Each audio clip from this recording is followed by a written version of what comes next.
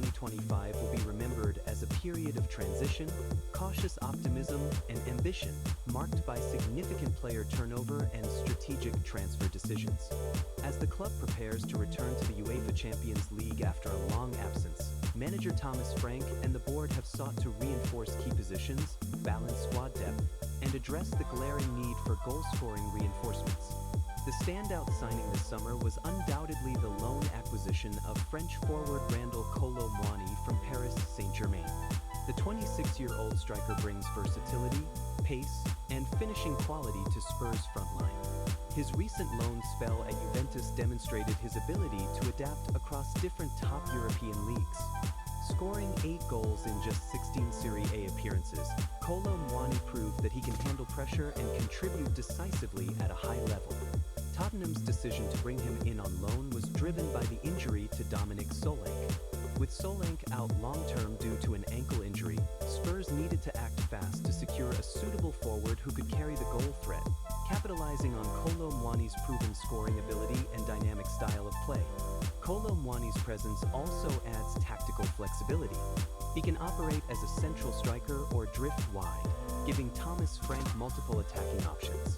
His height and athleticism make him a threat both on the ground and in the air, ensuring Tottenham has a varied attacking threat, unlike in recent campaigns when chances were often missed in the final third. Beyond the marquee signing of Kolo Muani, Spurs also expanded their squad with several promising young talents and useful additions. The signings of Mohamed Kudus from West Ham United and Xavi Simons from RB Leipzig highlight Tottenham's intent to inject creativity, youthful dynamism, and technical skill into their midfield and attacking ranks. Kudus, who impressed during his time at West Ham, offers goal-scoring prowess and versatility across midfield, while Simons is a gifted playmaker known for his vision and dribbling. Alongside these, Mathys Tel, a promising young forward from Paris Saint-Germain, joins Spurs aiming to develop into a future star under the careful guidance of Frank's staff. Defensively, Tottenham enhanced their options with the acquisitions of Kevin Danso from Lens and the loan signing of Joe Palhin from Bayern Munich.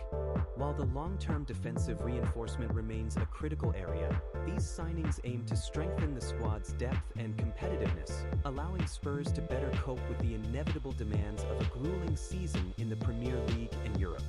Despite the positive moves, Tottenham's summer transfer window wasn't without its setbacks and frustrations.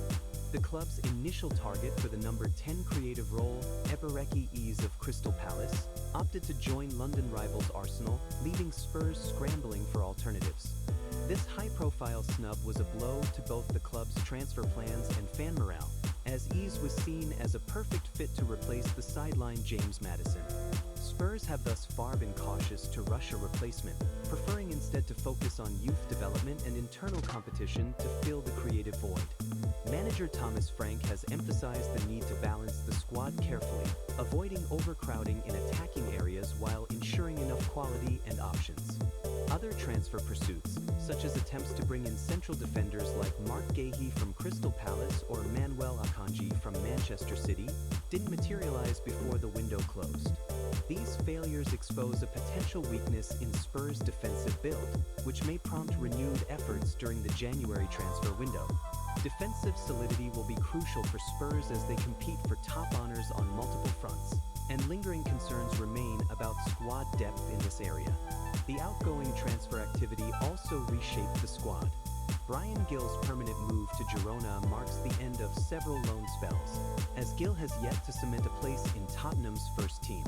The club has also loaned or sold younger players such as Alf Devine and George Abbott, prioritizing giving these talents experience elsewhere to aid their development.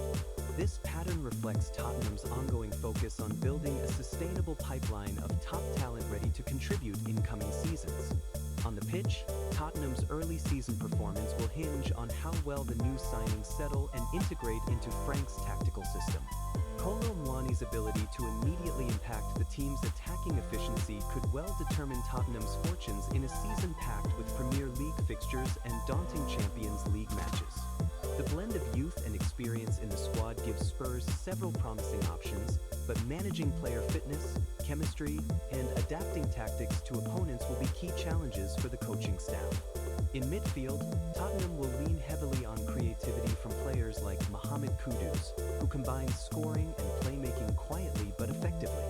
Simons and Tell offer further attacking threats and width, potentially helping Spurs stretch opposition defenses and increase goal-scoring opportunities. However, with key injuries limiting available experienced playmakers, the pressure is on young midfielders and emerging stars to step up. The debate among fans and pundits revolves significantly around Spurs' transfer philosophy. While some applaud the club's emphasis on measured investment and a balanced squad, others argue that Spurs missed a chance to go all out for marquee creative talents who could have transformed the team immediately. The failure to secure ease is frequently cited as an example of missed opportunity that directly enhanced Arsenal's squad at Tottenham's expense. This scenario adds extra motivation for Spurs to perform well this season, building a case that investment in youth and strategic signings can still deliver success. Financially, Tottenham appears to be maintaining a prudent approach. While £55 million was spent on Mohamed Kudus, the majority of signings involved loans and relatively modest fees, reflecting a cautious stance likely driven by budgeting and long-term planning. This financial balance is vital for sustainability, especially considering the operational costs of Champions League football and maintaining Premier League competitiveness.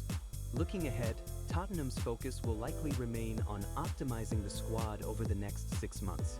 Defensive reinforcements, creative midfield additions, and building on the summer's groundwork come January transfer discussions will be crucial themes. Napoli's players and other European talents may emerge as potential targets as Spurs seek to refine their squad further. The Tottenham fanbase remains hopeful and excited about the club's prospects in 2025-26. The combination of a returning Champions League campaign, an upgraded squad, and new signings like Kolo Muani provide tangible reasons for optimism. The effort to blend youth with experience and tactical flexibility shows a considered approach to achieving success. In conclusion, Tottenham Hotspur's summer 2025 transfer window was a mixed bag of successes and missed chances, but overall represented a foundational rebuilding phase focused on sustainability, squad balance, and addressing key tactical needs. The arrival of Randall Kolo Muani adds firepower that Spurs have long needed up front, while the recruitment of versatile young talents suggests a forward-thinking vision. The challenge now shifts to the pitch, where Thomas Frank and his players will aim to translate these summer acquisitions into wins, performances, and progress in both domestic and European competitions. The coming season promises to be an exciting chapter in Spurs' long footballing history, with fans eager to see the new squad write fresh success stories.